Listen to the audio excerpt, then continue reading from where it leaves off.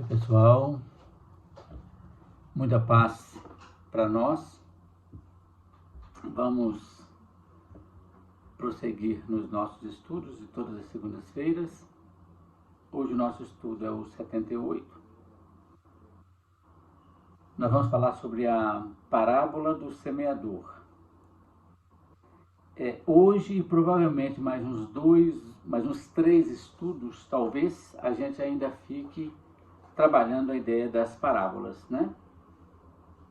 Que é a forma com que Jesus utilizou para passar os conhecimentos, e nós vamos ver, né, por que ele usou essa metodologia nesse processo pedagógico. Foi registrada por Mateus 13:1-9, por Marcos 4:1-9 e por Lucas 8:1-3. E o estudo, né, nós estamos literalmente seguindo a sequência da obra do Pastorino, né? Nós estamos no volume 3. Mateus registrou assim: naquele dia, saindo Jesus de casa, sentou-se junto ao mar. E chegaram-se a ele grandes multidões, de modo que entrou num barco e sentou-se, e o povo todo ficou de pé na praia. E muitas coisas lhes falou em parábolas, dizendo: o semeador saiu a semear. E quando semeava, parte da semente caiu à beira do caminho e vieram as aves e a comeram. Outra parte caiu em lugares pedregosos, onde não havia muita terra, e logo nasceu, porque a terra não era profunda. E tendo saído o sol, queimou-se, e como não tinha raiz, secou. Outra caiu entre os espinhos, e os espinhos cresceram e a sufocaram. E caiu outra na boa terra, havendo grãos que rendiam 100, outros 60, outros 30 por um. Quem tem ouvidos, ouça. Marcos registrou assim: de novo, começou Jesus a ensinar à beira-mar. E reuniu-se a ele grande multidão, de maneira que ele entrou num barco e sentou-se nele no mar. E todo o povo estava na praia. Ensinava-lhes, pois, muitas coisas por parábolas, e disse-lhes este seu ensinamento: ouvi, o semeador saiu a semear. E aconteceu que, ao semear, parte da semente caiu à beira do caminho e vieram as aves e a comeram. Outra parte em lugares pedregosos, onde não havia muita terra, e logo nasceu, porque a terra não era profunda, e tendo saído o sol, queimou-se, e porque não tinha raiz, secou. Outra parte caiu entre os espinhos, e os espinhos cresceram e a sufocaram, e não deu fruto algum. Mas outras caíram em boa terra, e brotando, cresceram e deram fruto. E um grão produzia 30, outro 60, outros 100. E disse: quem tem ouvidos para ouvir, ouça. Lucas registrou assim: afluindo grande multidão e vindo ter com ele gente de todas as cidades, disse Jesus essa parábola: saiu o semeador para semear sua semente. E quando semeava, parte da semente caiu à beira do caminho. Foi pisada e as aves do céu a comeram. Outra parte caiu sobre a pedra e, tendo crescido, secou porque não tinha umidade. Outra parte caiu entre os espinhos, e com ela cresceram e os espinhos a sufocaram. E outra parte caiu na terra boa e, tendo crescido, deu fruto a 100 por um. Dizendo isso, gritou, dizendo: quem tem ouvidos para ouvir, ouça. os três evangelistas, né, extremamente parecidos, né, são pequenos detalhes, né, diferentes, mas o fundo da questão é a mesma. Estudando então a lição, nós temos que novamente Jesus voltou a Cafarnaum, conforme nós falamos que ele ficou um tempo fora de Cafarnaum, porque logicamente ele estava em outras cidades na sua caminhada apostólica, né? Fazendo o seu roteiro, né, das cidades circunvizinhas, trazendo a boa nova. E Jesus então volta à beira do lago para trazer novas instruções para aquelas pessoas que o rodeavam. E as massas o comprimiam. E mais uma vez, Jesus então, mais uma vez, porque em Lucas, em outras passagens do Evangelho, Jesus tem a mesma atitude quando ele está perto do mar. Falando para as pessoas, ele geralmente entra no barco e afasta o barco um pouco da praia. Isso é bem significativo. Porque entre o barco e Jesus e a terra, aspas, há um espelho de água, significando que o ensino que Jesus traz, ele está acima do terra a terra. É uma interpretação que não está no livro do Pastorino, não. Mas que a gente pôde empreender, né, de estudar esta e outras obras, né? Então Jesus fica dentro do barco, afastado um pouco da terra, já na água, para falar para as pessoas que estão literalmente com os pés na terra, né? Sendo grande essa multidão e totalmente diversa, né, em sua capacidade de entendimento, Jesus fala por parábolas. Porque ali o público-alvo era bastante diverso. Não havia um tipo de conhecimento comum entre eles nesse sentido, mas de vivência sim. Mais adiante, então, nós vamos entender, né, essa explicação, por que Jesus falou por parábolas, né? Por que ele adotou essa metodologia.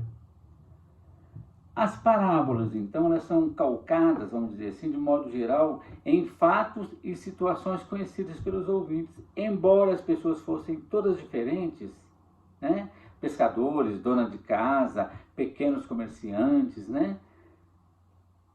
Pessoas mais velhas, pessoas jovens, né? E até crianças, cada pessoa no seu grau de entendimento, o conhecimento de cada um era diverso. Mas a situação em que eles viviam era bem parecida, porque precisava ter um conhecimento geral para compreender a palavra que Jesus trazia, relativos à vida diária deles, né? Todas as parábolas são assim. Quando Jesus falava sobre semente, é porque tinha agricultura ali. Quando ele fala a parábola do fermento, fala para as donas de casa. Quando ele fala aos levitas, ele fala de lei. Então, para que as pessoas pudessem compreender aquilo, tivessem um conhecimento prévio. Porque, senão, os exemplos que Jesus trazia não seriam compreendidos. Mas como Jesus toma os exemplos do conhecimento da vida diária deles, eles só não compreendiam o teor espiritual daquilo, mas a situação sim. Isso é fantástico em Jesus, né? Marcos registra uma coisa interessante na narrativa dele, porque Jesus chama atenção, tipo, segundo Marcos, né? Ouvir, preste atenção, gente, nisso que eu vou dizer. Aí vem um exemplo do semeador que espalha suas sementes pelo campo. E essa é interessante também. A parábola ela é dividida em 4 partes. 3 que não dão resultados. E a 4ª parte, isto é, 1/4, produziu muito fruto. Dividido em 4, a gente pode lembrar do processo da cruz. nós podemos lembrar do processo da dualidade, da forma crucífera que a humanidade tem, ou que a humanidade formou. Então, das 4 partes, 3 ainda não conseguiram produzir frutos, mas 1/4 já produziu. Isso é interessante. Ou seja, nem tudo está perdido, né? Mas a interpretação que o pastor Lino traz, nós vamos falar mais adiante, provavelmente daqui a mais uns 2 estudos, mais ou menos, né?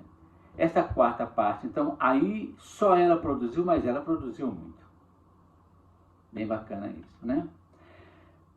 Os terrenos, né, da Galileia naquela época, eles eram, não sei hoje, talvez seja a mesma coisa ainda, né?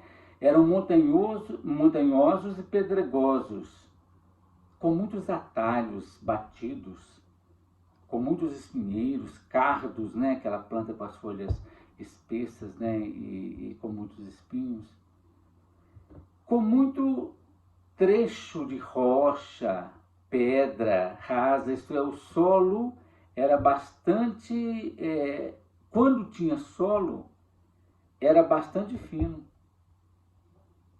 A camada mesmo de solo que poderia produzir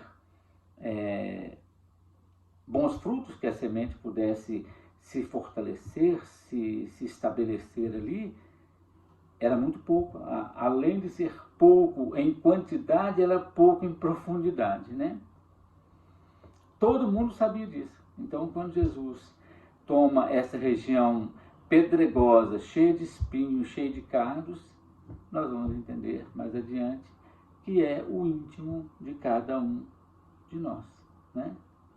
Nós temos em nós a parte boa, que tem solo fértil que vai produzir, mas nós temos também ainda muitos terrenos montanhosos, pedregosos, né, cheios de espinhos, de cardos ainda, né? O nosso solo, a nossa terra íntima ainda não é assim tão fértil, né? O pessoal, então, poderia entender a história que Jesus contava, porque eles conheciam muito bem o terreno da região. Só não faziam a ligação que o terreno era a intimidade de cada um de nós, né? Como em todas as parábolas, os dados que são apresentados, eles não são rigorosamente exatos, porque senão não seria parábola. A parábola é uma comparação. Você toma um determinado fato, uma determinada situação, um determinado evento e colore, né?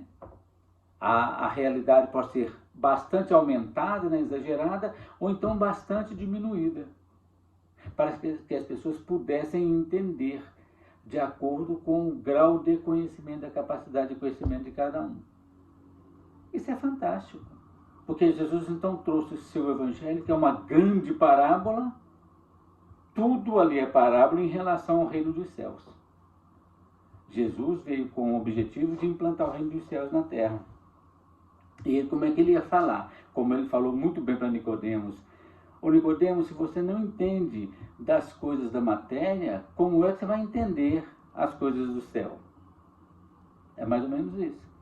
Assim, de acordo com o amadurecimento espiritual de cada um, é que se vai aprendendo sobre o aspecto extraído do espírito da letra. De forma, então, que as palavras podem ter seus exemplos acrescidos, aumentados ou diminuídos, exatamente para dar mais ênfase àquele aspecto do ensino.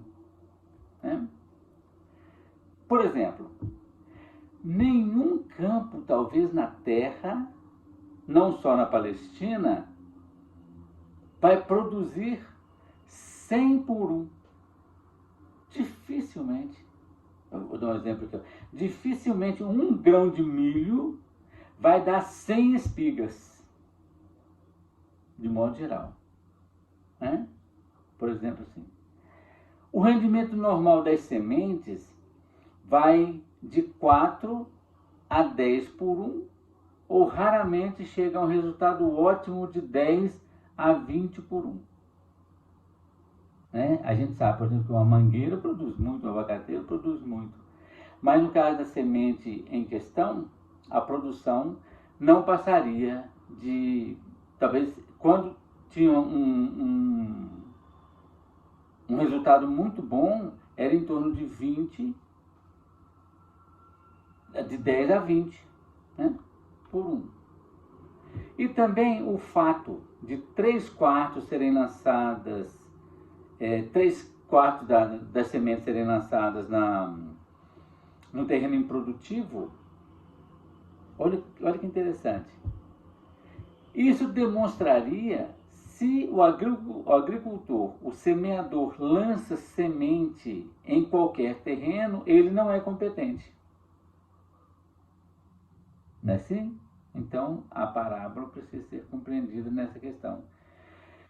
Porque 3/4 das sementes foram lançadas em terreno improdutivo, isso vai demonstrar, ou demonstraria, a incapacidade do semeador. É alguém que tem um terreno e não conhece qual o terreno que ele tem, então ele não sabe que tipo de semente que vai plantar. E isso, logicamente, não é o espírito do ensinamento, que quer salientar a incapacidade de quem recebe e não de quem semeia. Aquele que semeia. Por isso que a parábola não é a parábola de um semeador, é a parábola do semeador, Jesus. Né? Não é um semeador qualquer. A semente que ele semeou é sempre perfeita. O solo, que ele já sabia muito bem disso, não estava 100% próprio para receber. Tipo, só 1/4 do solo é que estaria pronto, né? Então isso é que é o bacana da parábola. A partir do momento que a gente começa a despertar o nosso lado do estudo, o nosso lado mais de sensibilidade espiritual, a gente vai compreendendo essas coisas. Daí a ideia de o amadurecimento espiritual, o processo evolutivo que a doutrina espírita traz muito bem, né? Ao final, então, por isso que ele diz: quem tem ouvidos que ouça. Gente, isso também é perfeito. Porque naquela época, todas as tradições, a maioria do povo era analfabeto. E as histórias, mesmo as histórias bíblicas, lá, né, do povo hebreu, todos os salmos, as profecias, todo o Velho Testamento, ele era passado oralmente, porque as pessoas não sabiam ler. Então precisava ter o ouvido atento para receber aquelas informações e entendê-las. Por isso Jesus disse: quem tem ouvidos, que ouça. O conhecimento naquela época ou era pelos olhos, pelo que via, né? Ou então pelos ouvidos. Quem tem olhos de ver, quem tem ouvidos de ouvir, no sentido, quem tem capacidade de compreender, que compreenda, que entenda, né? E realmente, então, através dos ouvidos, que todo o pessoal daquela população recebiam as lições para fixá-las no coração. Aí no coração, entrava pelos ouvidos, ia para o coração, e lá no coração ela seria meditada e assimilada. Certo? É bem representativo, né? E a interpretação restante dessa interpretação, nós vamos trazer, como eu disse, nas lições futuras. Por quê? Os próprios discípulos, nós vamos ver nas interpretações, os próprios discípulos, não entendendo essa parábola, em especial essa parábola, eles pedem para que Jesus explique para eles qual que era o significado dessa parábola. Então Jesus vai explicar direitinho o que aconteceu com uma parte, a primeira parte, a segunda parte, a terceira parte e a quarta parte, que vai ser o processo, né, da nossa descoberta, todo o nosso processo produtivo da vida, do processo produtivo dentro do processo da evolução que a gente está fazendo. É isso. Essa é como se fosse uma introdução, né, do nosso estudo das parábolas. E semana que vem a gente prossegue falando sobre o reino dos céus. Tá bom? Obrigado, gente. E até a próxima, então.